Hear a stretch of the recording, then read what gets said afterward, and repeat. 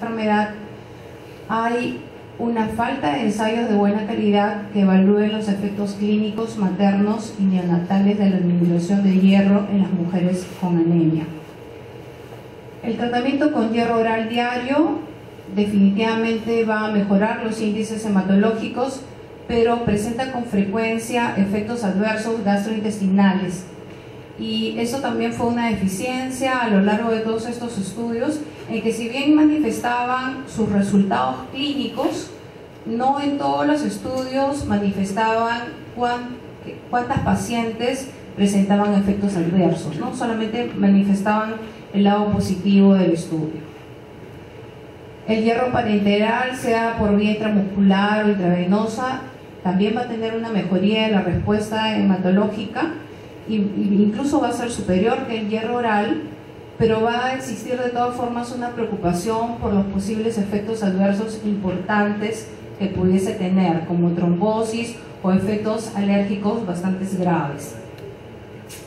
Aún necesitamos ensayos grandes, de buena calidad, que puedan evaluar las medidas de resultado clínicas, como decía, que incluyan además los efectos adversos y no solamente la variable hemoglobina, la variable prematuridad o la variable bajo peso al nacer. Acerca de la suplementación con calcio, se postulaba una asociación entre la hipertensión inducida por el embarazo y la suplementación con calcio. En un estudio que realizaron dos autores, se ve la reducción de la incidencia de hipertensión inducida por el embarazo y se da la posibilidad de que la suplementación rutinaria produzca efectos para las mujeres, pero sobre todo para aquellas pacientes que se encuentran en alto riesgo de desarrollar hipertensión inducida por el embarazo o que tengan dietas pobres en ingestión de calcio.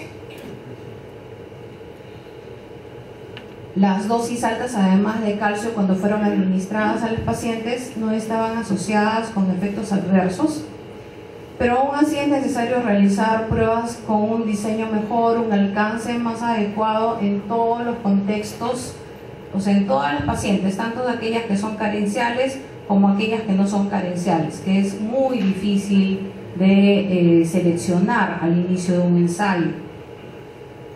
De todas formas, Collier va a recomendar un aumento en la ingestión de calcio en la dieta de las mujeres, sobre todo en aquellas que tienen riesgo de desarrollar hipertensión o aquellas que viven en zonas con niveles pobres de calcio.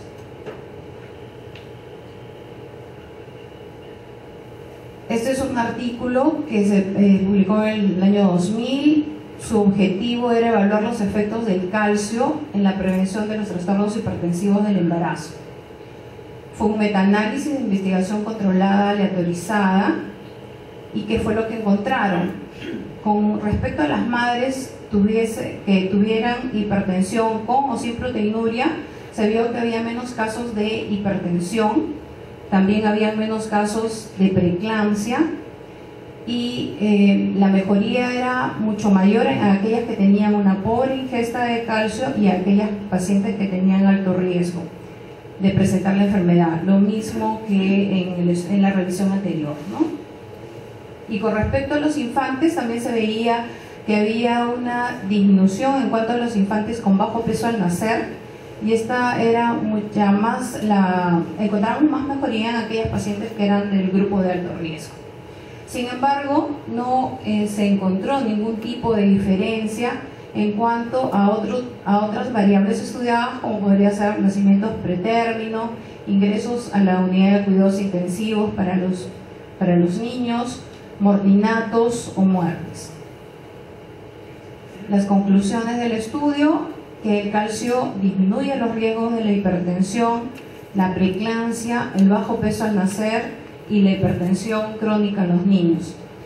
Se recomienda una suplementación para las mujeres en alto riesgo con pobre ingesta de calcio si la prevalencia de la preeclampsia entre la población es bastante importante.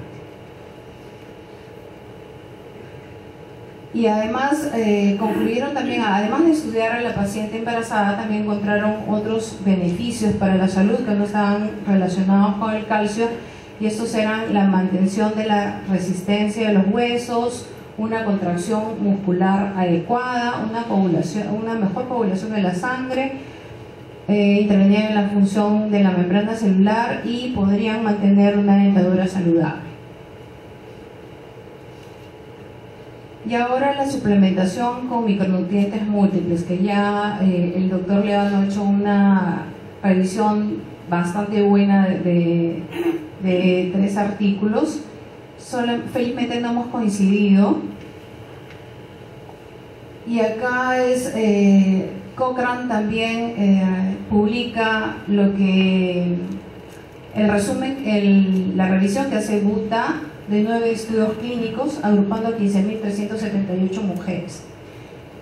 Estos son estudios clínicos controlados, aleatorizados, prospectivos, que van a evaluar la suplementación con micronutrientes durante el embarazo y los efectos en el resultado del embarazo. Y en estas de repente me he tomado la libertad de colocar más los cuadros, porque la mayoría de nosotros creo que no utilizamos tanto la suplementación única y más bien utilizamos más la suplementación múltiple.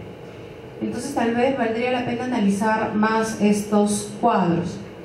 En este cuadro vamos a ver la comparación entre los micronutrientes múltiples versus los controles, y la variable va a ser partos prematuros. Vemos que el resultado es un riesgo relativo de 0,92, pero su intervalo de confianza pasa por la unidad, por tanto no es significativo. La siguiente variable va a ser pequeño para la edad gestacional, nuevamente micronutrientes múltiples versus los controles. Estos controles van a ser pacientes los cuales no recibieron ningún tipo de suplemento, pacientes que recibieron de repente un placebo o que recibieron solamente 2 micronutrientes. La variable, como les decía, el resultado de evaluar es pequeño para la edad gestacional. En esta sí encontramos un riesgo relativo de 0,92 con un intervalo de confianza adecuado. La variable aquí es bajo peso al nacer. Igualmente vemos que tiene un riesgo relativo de 0,83 con un intervalo de confianza adecuado.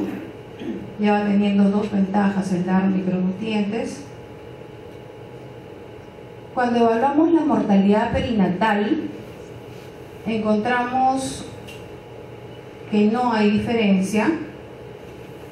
El riesgo relativo es de 1,05. Cuando se evalúa la anemia, se ve que hay una mejoría al dar micronutrientes, 0,59 como riesgo relativo con un intervalo adecuado. Para la variable de desprendimiento de placenta no es significativo. Para evaluar la presencia de anomalías congénitas, incluidos los defectos del tubo neural, vemos que tampoco viene a ser significativo, un 0,99, vemos cómo atraviesa la unidad.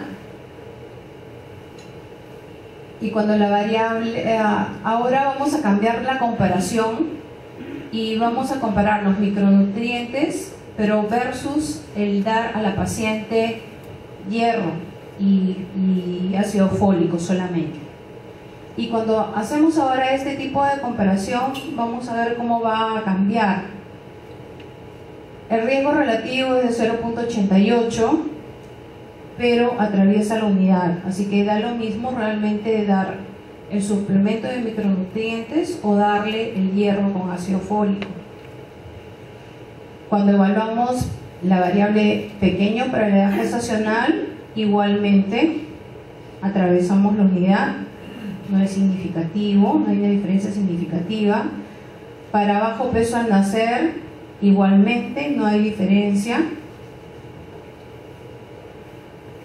Cuando la variable a evaluar es mortalidad perinatal, igualmente no hay diferencia.